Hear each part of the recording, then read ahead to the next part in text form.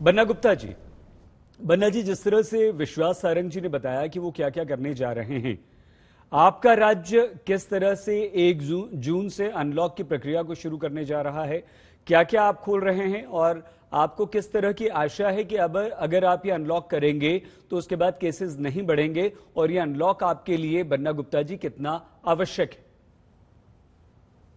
देखिए, जहां एक तरफ अनलॉक आवश्यक है, इस बात से इनकार नहीं किया जा सकता है।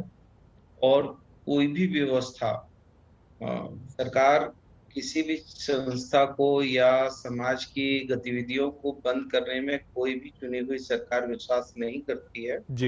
एक तो कुछ मजबूरियां होती हैं, कुछ परेशानियां होती हैं। और चूंकि हम दूध से, कहा जाता है कि दूध का जला हुआ छाछ भी फूक फूक के पीता है। जी।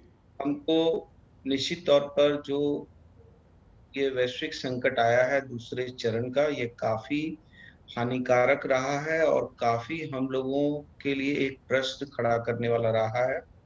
और कहीं भी यदि हम थोड़ी सी भी यदि चूक करेंगे, और हमने जिस चक्र को तोड़ने में आंशिक सफलता पाई है, मैं ये जी। कहूंगा आंशिक सफलता, जी।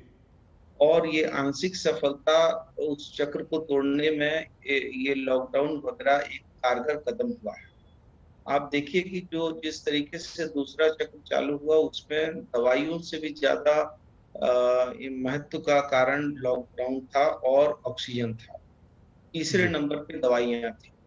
तो निश्चित तौर पर कोई भी चुनी हुई सरकार जनता का, जनता के लिए, जनता के द्वारा चुनी हुई सरकार जन आकांक्षा की पूर्ति के लिए ही बनती है। जनता की सेवा के लिए, जनता की सुविधा के लिए, और जनता के हक अधिकार सुरक्षित हो, संरक्षित हो, इसके लिए सरकार बनती है और चलती है।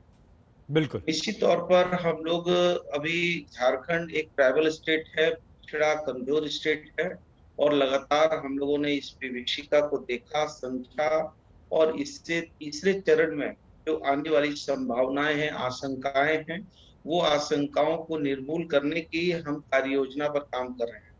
इसलिए हम ये नहीं कहेंगे कि हम जो है इमीडिएट जो है हर चीज को हम जो है तुरंत का तुरंत डिसीजन कर दें। हम उतावलेपन पे अपने राज्य की जनता के जान माल की सुरक्षा को दांव पर नहीं लगा सकते हैं। इसलिए हम लोगों ने 3 जून तक हमने लॉकडाउन की प्रक्रिया रखी है। और 3 जून को या 2 जून को हम, हमारे मुख्यमंत्री जी, हमारे जो एक हाई प्रोफाइल कमेटी है, वो बैठेगी।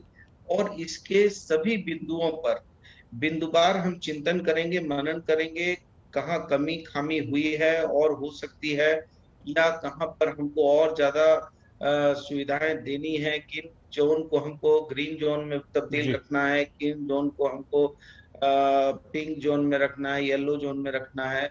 मतलब वो सारी चीजों की हम समीक्षा करेंगे। समीक्षा के उपरांत जो है, जहां पर हमारा जो पॉजिटिविटी रेट जो है वो कितने परसेंट पर है, हम रिकवरी रेट किन किन जिलों में कितना परसेंट तक जा रहे हैं, कहाँ पर हमारी मोर्टेलिटी रेट, मृत्यु दर हमारी कितनी किस जिले में है, सारी चीजों को लेके हम समीक्षा कर रहे हैं। और इसको लेकर हम लोगों ने एक उच्च स्तरीय कमेटी भी बनाई है कि जी। मृत्यु जो है, मृत्यु के क्या कारण थे और मृत्यु होने के कारण क्या रहे, उसको लेकर हम अस्पतालों से भी इस पर राय विचार कर रहे हैं।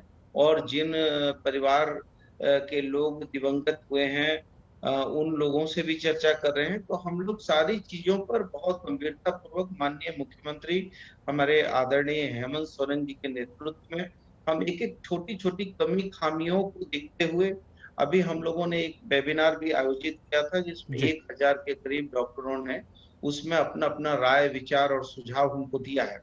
तो हम ऐसी परिस्थिति में हम सारी चीजों के अवलोकन मूल्यांकन करने के उपरांत, हम निश्चित तौर पर, ये गरीब स्टेट है और यहाँ से ही प्रवासी भाई जाते हैं। जी। लेकिन जो प्रवासी भाई हमारे यहाँ राज्य में लौटे हैं, हम उन लोगों को जो माइल्ड है या एसिम्टोमेटिक है, उनको भी हम लोगों ने अलग अलग जो है आइसोलेट किया है। और जो लोग यदि माइल्ड भी नहीं है, एसिम्टोमेटिक भी नहीं है, उसके बावजूद भी उनको हम लोगों ने 7 दिन होम क्वारंटाइन में रखा है। और लगातार हम जो है इसको लेकर चलंत वैक्सीनेशन करने के लिए, चलंत मोबाइल लगा रहे हैं, चालू कर रहे हैं। इसी के साथ ग्रामीण क्षेत्रों में जो एक अविश्वास का माहौल है, वहां पर मुखिया है, मानकी मुंडा है, सरपंच है, हम्म। वहाँ पंचायत परिषद के लोग हैं या गांव के कुछ संभ्रांत लोग हैं, सभी जी। लोगों से चर्चा परिचर्चा करके हम लोग ये व्यवस्थित करने में लगे हैं कि जो तीसरा चक्र होगा, भगवान न करे कि तीसरा चक्र आए, लेकिन हम लोग निश्चित तौर पर वो कहते हैं डर से तब तक डरना चाहिए जब तक डर सामने ना आए।